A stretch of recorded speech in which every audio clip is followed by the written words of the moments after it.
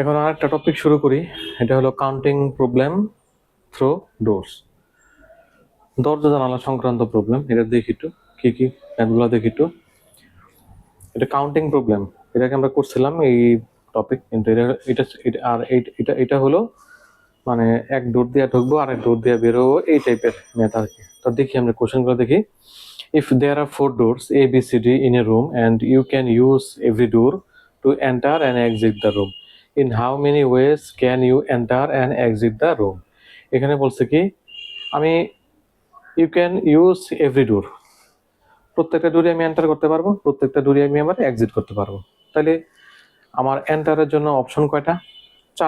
চারটা ডোরি ABCD, ঠিক আছে বুঝলাম। এক্সিটের জন্য অপশন কয়টা? এটাও চারটা, তাহলে টোটাল কত? 4 × 4 16। হিসাব বরাবর এটা শেষ। সেকেন্ড ম্যাথে আসে, there are 5 doors to a lecture room, ঠিক আছে। In how many ways can a student enter the room through 1 door and leave the room by a different room? এই যে আমার 5টা ডোর আছে, তাহলে এন্টারের জন্য চয়েস কয়টা? 5টা। আর এক্সিটের জন্য চয়েস কয়টা? 4টা। কারণ কি বলে দিছে যে leave the room by a different door. Choices for exit. After entering through one door, that door is no longer an option for exit. ওটা কোনো এক্সিট অপশন থাকবে না, এটা হ্যাঁ, যে ডোরটা আমি ঢুকলাম। So this leaves the students with 4 other doors to choose. So total should be 5 × 4 = 20. 20.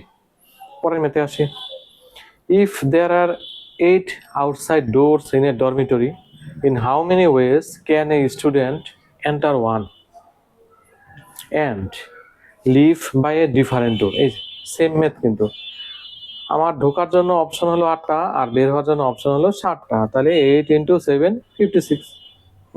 তারপরটা আসি, লিভ বাই এনি ডোর, এখানে কোনো রেস্ট্রিকশন নাই, there is no restriction, the option for b, কোনো রেস্ট্রিকশন নাই এখানে। So enter in 8 ways and exit in 8 ways. Total will be 8 × 8 equals 64. তো এই ছিল আমাদের কাউন্টিং প্রবলেমের থ্রু ডোরস কিছু ম্যাথ। তো আমরা কম্বিনেটরিক্সের এই পার্ট 10 আজকে শেষ করব। নেক্সটে আমরা আরেকটা চ্যাপ্টার ধরবো আর কি। তারপরে আমাদের হলো জিওমেট্রি আছে, আমাদের আরো 2টা চ্যাপ্টার ডিউ আছে। হ্যাঁ, ধন্যবাদ সবাইকে।